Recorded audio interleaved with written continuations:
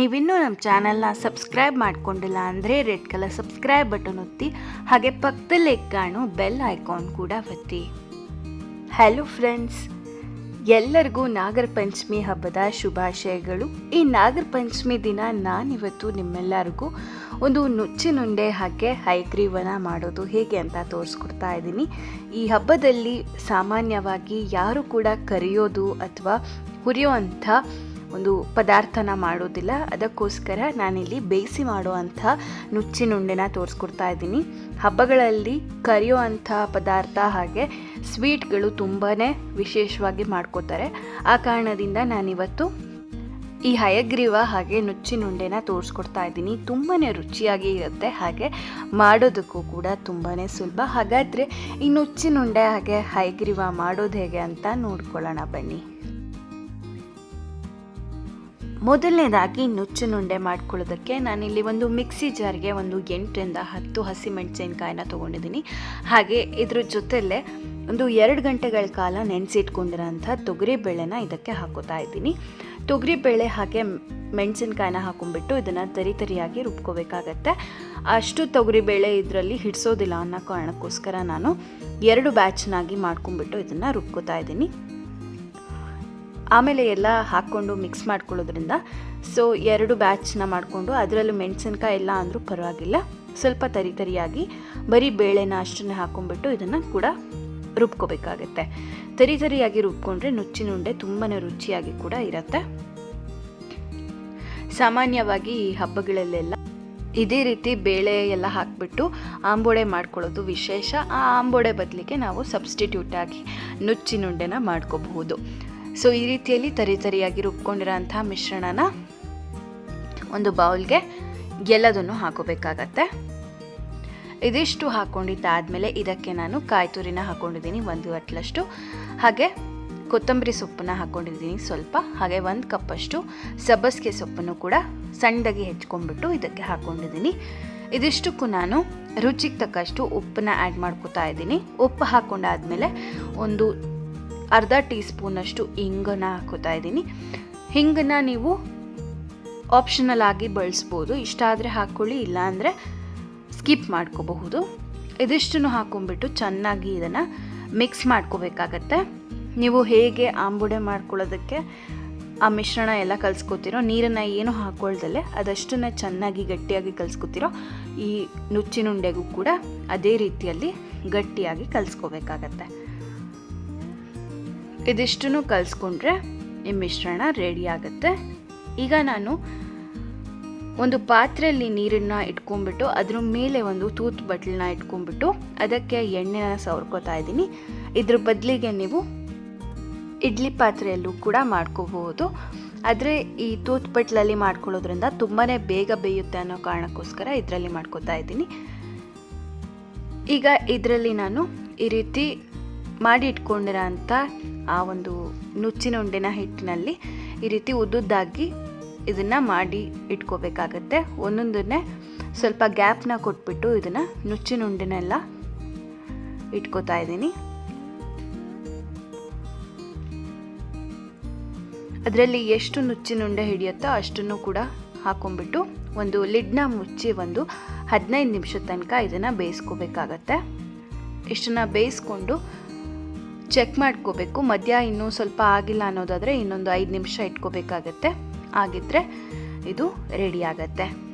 ಇಷ್ಟನ್ನು ಮಾಡಿಕೊಂಡ್ರೆ ಸಖತ್ತಾಗಿರುವಂಥ ನುಚ್ಚಿನುಂಡೆ, ಅದರಲ್ಲೂ ಹಬ್ಬದಲ್ಲಿ ಮಾಡ್ಕೋಬಹುದಾದಂಥ ಸಖತ್ತಾದ ನುಚ್ಚಿನುಂಡೆ ಸೂಪರಾಗಿ ರೆಡಿ ಆಗುತ್ತೆ. ಇದನ್ನು ಚಟ್ನಿ ಜೊತೆಗೆ ಅಥವಾ ಹಾಗೆ ಕೂಡ ಇದನ್ನು ಸರ್ವ್ ಮಾಡ್ಕೋಬಹುದು. ಬಿಸಿ ಬಿಸಿಯಾದ ನುಚ್ಚಿನುಂಡೆ ಹಬ್ಬಕ್ಕೆ ರೆಡಿ ಆಗುತ್ತೆ. ಹಾಗೆ ಖಾರವಾದ ಒಂದು ನುಚ್ಚಿನುಂಡೆ ಜೊತೆಯಲ್ಲಿ ತುಂಬಾ ರುಚಿಯಾಗಿ ಮಾಡ್ಕೋಬಹುದಾದಂಥ, ತುಂಬಾ ಈಸಿಯಾಗಿ ಮಾಡ್ಕೋಬಹುದಾದಂಥ ಒಂದು ಹೈಗ್ರೀವ ಮಾಡೋದು ಕೂಡ ತೋರಿಸ್ಕೊಡ್ತಾ ಇದ್ದೀನಿ. ಈ ಹೈಗ್ರೀವ ಮಾಡ್ಕೊಳ್ಳೋದಕ್ಕೆ ಮೊದಲನೇದಾಗಿ ಏನೇನು ಪದಾರ್ಥ ಬೇಕು ಅಂತ ತೋರಿಸ್ತೀನಿ.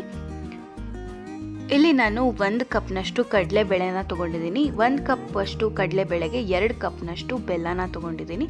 ಹಾಗೆ ಒಂದು ಅರ್ಧ ಕಪ್ನಷ್ಟು ತುಪ್ಪ, ಹಾಗೆ 3 ಏಲಕ್ಕಿ, ಒಂದು 4 ಲವಂಗ, ಹಾಗೆ 1 ಕೊಬ್ಬರಿ ತುರಿ, ಹಾಗೆ ಡ್ರೈ ಫ್ರೂಟ್ಸು, ಬಾದಾಮಿ, ಗೋಡಂಬಿ ಹಾಗೆ ದ್ರಾಕ್ಷಿನ ತೊಗೊಂಡಿದ್ದೀನಿ. ಅದ್ರ ಜೊತೆಲೇ ಸ್ವಲ್ಪ ಗಸಗಸೆನ ತೊಗೊಂಡಿದ್ದೀನಿ. ಹಾಗೆ ಬೇಯಿಸ್ಕೊಳ್ಳೋದಕ್ಕೆ ನೀರು. ಈಗ ನಾನು ಮೊದಲಿಗೆ ಕಡಲೆಬೇಳೆನ ಚೆನ್ನಾಗಿ ಒಂದ್ಸಲ ತೊಳ್ಕೊಂಡಿದ್ದೀನಿ.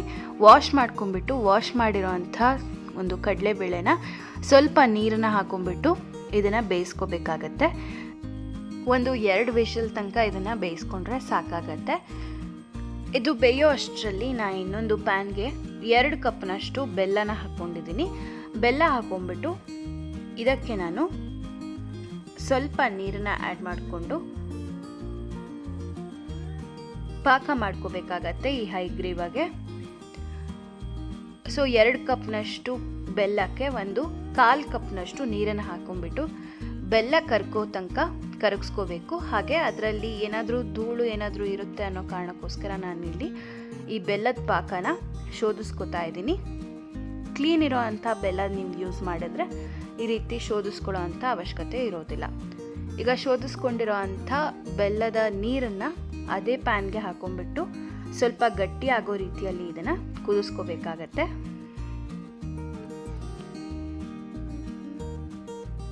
ಸೊ ಈ ರೀತಿ ಕುದಿಸ್ಕೊತಾ ಬಂದಮೇಲೆ ಬೆಂದಿರೋ ಅಂಥ ಕಡಲೆಬೇಳೆ ಕೂಡ ಇದಕ್ಕೆ ಹಾಕೋತಾ ಇದ್ದೀನಿ. ಈ ರೀತಿ ಕಾಳಾಗಿ ಕಾಣಿಸ್ಬೇಕು, ತುಂಬಾ ಮೆತ್ತಗೆ ಬೆಂದಿರಬಾರ್ದು. ಆ ರೀತಿಯಲ್ಲಿ ಈ ಕಡಲೆಬೇಳೆನ ಬೇಯಿಸ್ಕೋಬೇಕಾಗತ್ತೆ. ಹಾಗೆ ಒಂದು ಲೋ ಫ್ಲೇಮಲ್ಲಿ ಇಟ್ಕೊಂಡ್ಬಿಟ್ಟು ಚೆನ್ನಾಗಿ ಇದನ್ನು ಕಡಲೆಬೇಳೆ ಹಾಗೆ ಬೆಲ್ಲನ ಕುದಿಸ್ಕೊಳ್ಳೋಕ್ಕೆ ಬಿಡಬೇಕು. ಹಾಗೆ ಇದಕ್ಕೆ ಗಸಗಸೆನ ಹಾಕೋತಾ ಇದ್ದೀನಿ ಈ ಟೈಮ್ನಲ್ಲೇ. ಇದಿಷ್ಟನ್ನು ಹಾಕೊಂಡಾದ್ಮೇಲೆ ಚೆನ್ನಾಗಿ ಮಿಕ್ಸ್ ಮಾಡಿಕೊಂಡು ಒಣ ಕೊಬ್ಬರಿ ತುರಿನೂ ಕೂಡ ಹಾಕೋತಾ ಇದ್ದೀನಿ. ಬೆಲ್ಲದ ಪಾಕ ಚೆನ್ನಾಗಿ ಆ ಕಡಲೆಬೇಳೆ ಹೀರ್ಕೊಳ್ಳೋ ರೀತಿಯಲ್ಲಿ ಇದನ್ನು ಲೋ ಫ್ಲೇಮಲ್ಲಿ ಇಟ್ಟು ಕುದಿಸ್ಕೋಬೇಕು. ಇದಿಷ್ಟು ರೆಡಿ ಆಗೋ ಅಷ್ಟರಲ್ಲಿ ಇದಕ್ಕೆ ಒಂದು ಸಣ್ಣ ಬಾಣಲೆಗೆ 2 ಟೀ ಸ್ಪೂನಷ್ಟು ತುಪ್ಪನ ಹಾಕ್ಕೊಂಡಿದ್ದೀನಿ. ತುಪ್ಪ ಹಾಕೊಂಡಾದ್ಮೇಲೆ ಸ್ವಲ್ಪ ಬಿಸಿ ಆದಮೇಲೆ ಇದಕ್ಕೆ ನಾನು ದ್ರಾಕ್ಷಿ, ಗೋಡಂಬಿ ಹಾಗೆ ಬಾದಾಮಿನ ಪೀಸ್ ಮಾಡಿ ಇಟ್ಕೊಂಡಿರೋ ಅಂಥದ್ದನ್ನು ಇದಕ್ಕೆ ಹಾಕೊಂಡ್ಬಿಟ್ಟು ಸ್ವಲ್ಪ ಇದನ್ನಲ್ಲಿ ತುಪ್ಪದಲ್ಲಿ ಬಾಡಿಸ್ಕೊಂಡ್ಬಿಟ್ಟು ಈ ಗೋಡಂಬಿ ಹಾಗೆ ದ್ರಾಕ್ಷಿ, ಬಾದಾಮಿನ ಮಾಡಿ ಇಟ್ಕೊಂಡಿರೋ ಅಂಥ ಈ ಹೈಗ್ರೀವಾಗೆ ಹಾಕೋಬೇಕಾಗತ್ತೆ.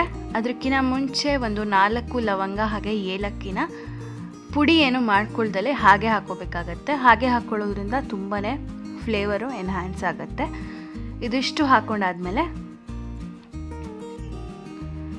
ದ್ರಾಕ್ಷಿ, ಗೋಡಂಬಿ ಹಾಗೆ ತುಪ್ಪದಲ್ಲಿ ಬಾಡಿಸಿಟ್ಕೊಂಡಿರೋದನ್ನು ಹಾಕೊಂಡ್ರೆ ಸಕ್ಕತ್ತಾಗಿರೋ ಅಂಥ ಒಂದು ಸ್ವೀಟು ಹೈಗ್ರೀವ ತುಂಬಾ ಚೆನ್ನಾಗಿ ರೆಡಿ ಆಗುತ್ತೆ. ಸೊ ನೋಡಿದ್ರಲ್ಲ ಫ್ರೆಂಡ್ಸ್, ಎಷ್ಟು ಈಸಿಯಾಗಿ ಒಂದು ಹಬ್ಬದಲ್ಲಿ ಮಾಡ್ಕೋಬಹುದಾದಂಥ ನುಚ್ಚಿನುಂಡೆ ಹಾಗೆ ಹೈಗ್ರೀವನ ಮಾಡ್ಕೋಬಹುದು ಅಂತ. ಸೊ ಖಂಡಿತ ನೀವು ಕೂಡ ನಿಮ್ಮ ಮನೆಗಳಲ್ಲಿ ಟ್ರೈ ಮಾಡಿ ನೋಡಿ ಹೇಗೆ ಬಂತು ಅಂತ ನನಗೆ ಕಮೆಂಟ್ ಮೂಲಕ ಖಂಡಿತ ತಿಳಿಸಿ. ಹಾಗೆ ಈ ರೆಸಿಪಿ ಇಷ್ಟ ಆಗಿದ್ದರೆ ಪ್ಲೀಸ್ ಲೈಕ್ ಮಾಡಿ, ಶೇರ್ ಮಾಡಿ. ನಮ್ಮ ಚಾನಲ್ನ ಇನ್ನೂ ಸಬ್ಸ್ಕ್ರೈಬ್ ಮಾಡ್ಕೊಂಡಿಲ್ಲ ಅಂದರೆ ಖಂಡಿತ ಸಬ್ಸ್ಕ್ರೈಬ್ ಮಾಡ್ಕೊಳ್ಳಿ. ನಾನು ಎಂದಿನಂತೆ ಇನ್ನೊಂದು ಸೂಪರ್ ವಿಡಿಯೋದೊಂದಿಗೆ ಮತ್ತೆ ನಿಮ್ಮ ಮುಂದೆ ಬರ್ತೀನಿ. ಅಂಟಿಲ್ ದೆನ್ ಟೇಕ್ ಕೇರ್, ಬಾಯ್ ಬಾಯ್.